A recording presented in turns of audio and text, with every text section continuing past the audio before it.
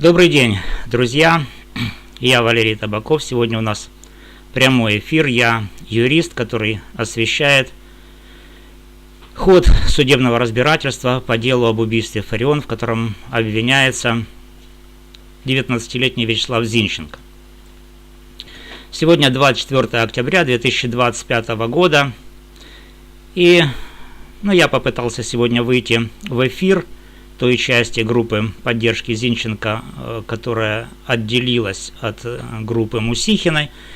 И я хочу напомнить, что в группе Мусихиной там состоит жена оперативного работника СБУ и также сотрудница СИЗО Львовского. В общем-то, контингент еще тот. И Мусихина отказала мне в моей просьбе дать мне записи, видеозаписи заседания по делу, судебного заседания по делу Фариона 21 числа октября этого года, недавнее заседание.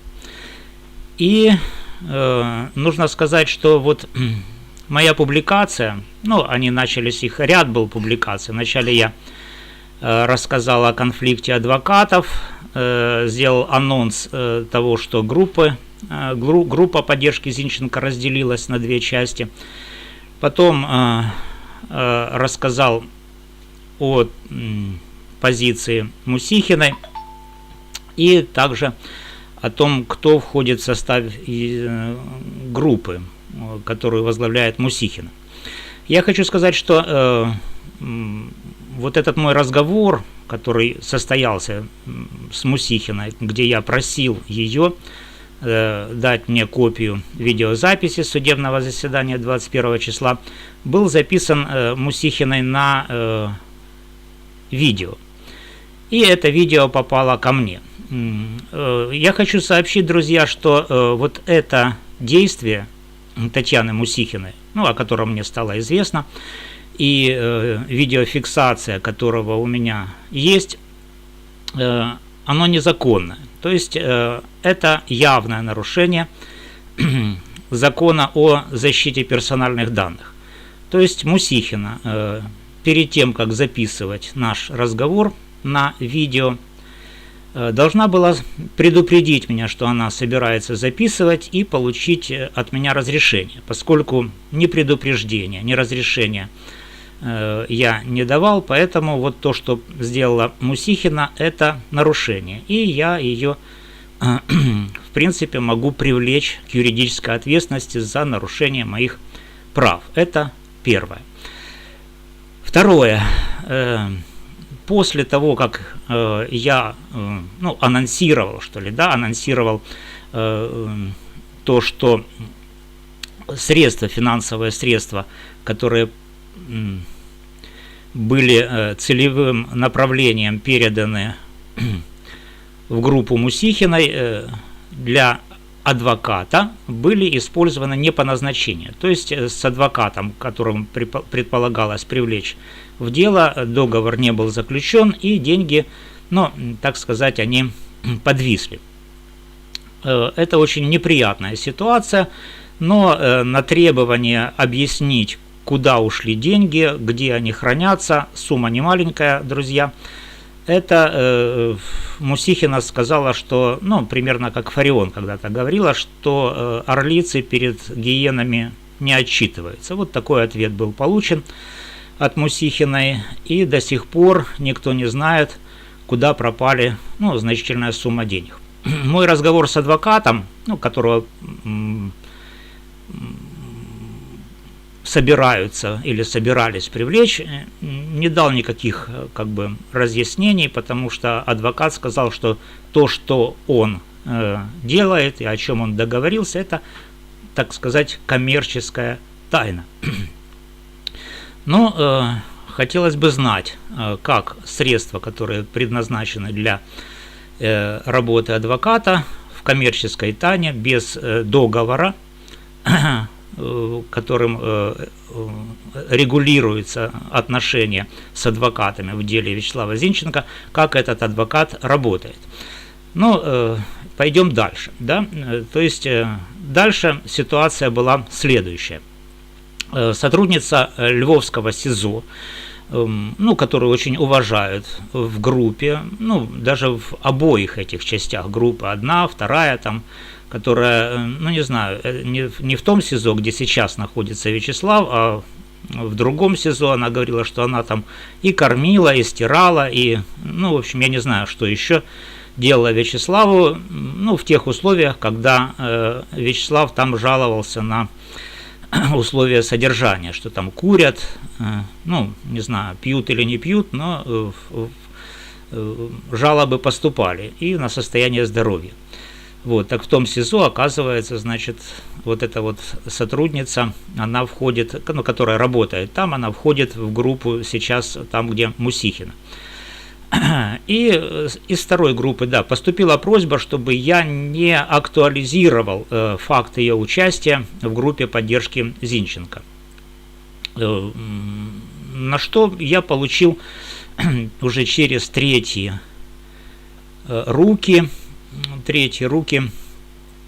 ну вот такое послание, электронное письмо.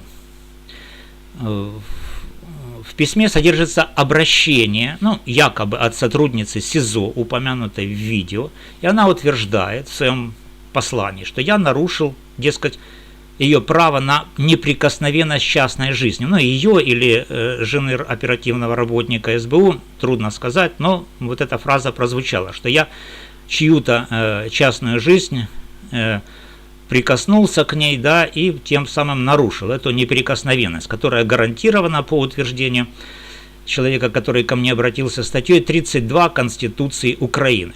Ну, я там упоминал детали о членах семей.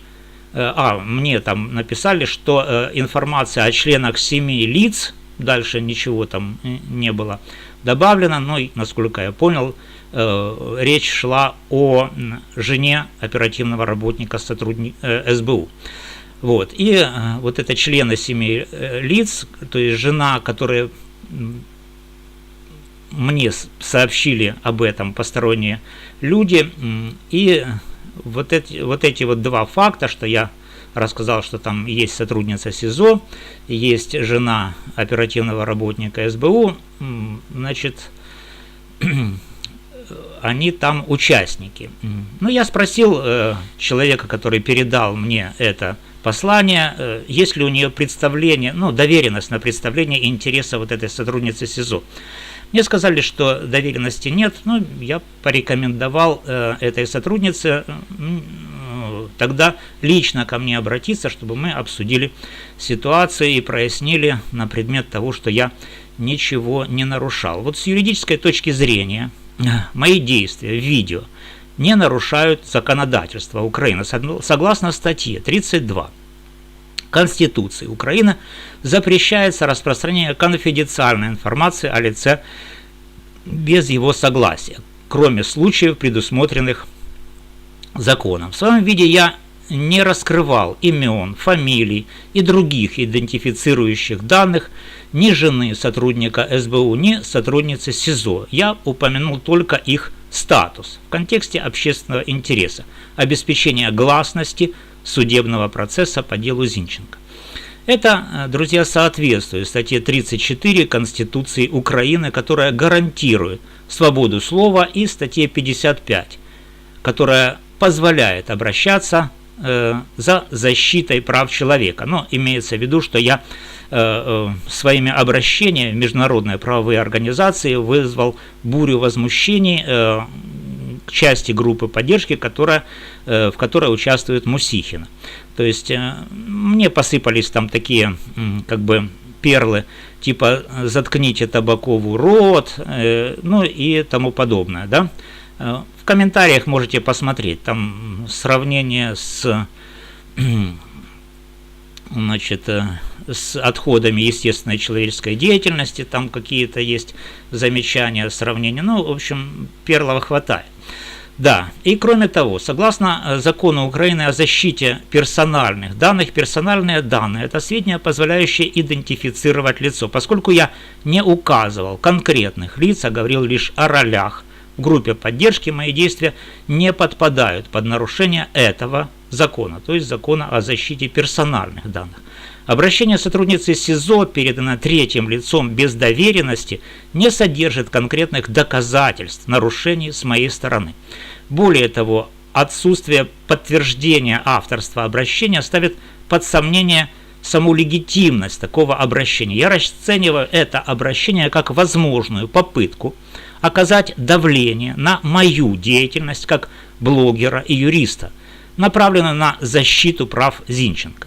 Напомню, что мои действия, включая запрос на аудиозапись судебного заседания 21 октября, направлены на обеспечение прозрачности и справедливости.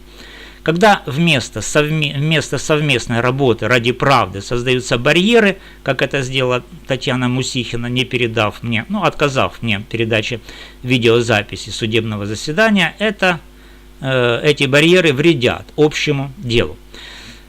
Вот, поэтому, чтобы прояснить ситуацию, я подготовил официальный ответ на обращение якобы от сотрудницы СИЗО, и я, как только узнаю, конкретный адрес, направлю его в письменной форме и опубликую для вас, чтобы вы могли убедиться в прозрачности моих действий.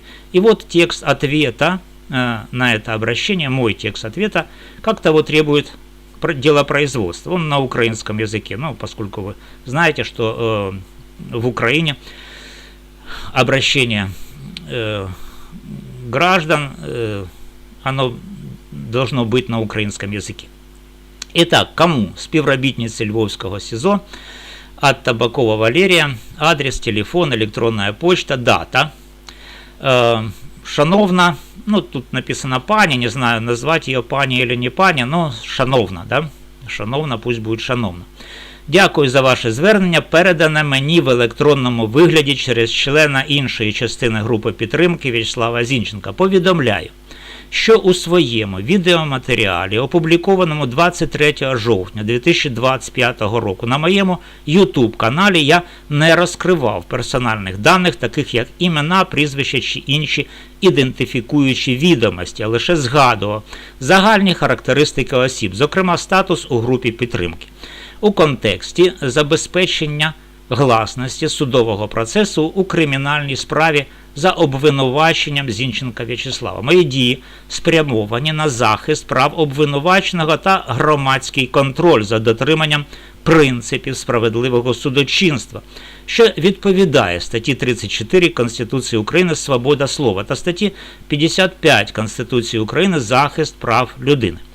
Оскільки ваше звернення було передано третій особі, яка не надала довіреності на представлення ваших інтересів, прошу уточнити, чи дійсно ви є автором цього звернення, та у разі претензій надати конкретні факти, які, на вашу думку, свідчать про порушення ваших прав, зокрема статті 32 Конституції України. Я готовий до конструктивного діалогу та розгляду вашої позиції за наявності офіційного звернення від вас особисто або вашого уповноваженого представника. Звертаю вашу увагу, що мої дії як юриста та блогера мають на меті виключно забезпечення прозорості судового процесу та захист прав В'ячеслава Зінченка, а не завдання шкоди будь-кому.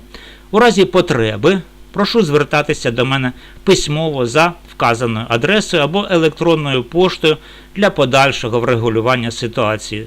С повагою, Табаков Валерий, юрист, автор YouTube-канала.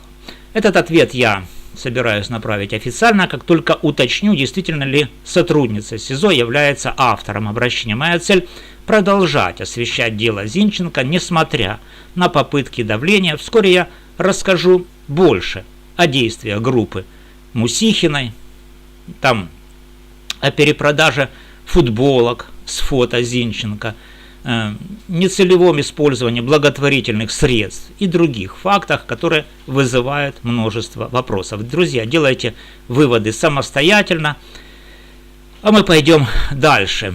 И если вы поддерживаете принципы гласности и справедливости, подписывайтесь на мой YouTube канал, ставьте лайк, делитесь этим видео. Если у вас есть информация о деле Зинченко или действиях группы поддержки, пишите в комментариях, я ценю ваш отклик. Следите за обновлениями, впереди еще много важного. Спасибо за внимание и до встречи в следующих видео. С вами был юрист Валерий Табаков.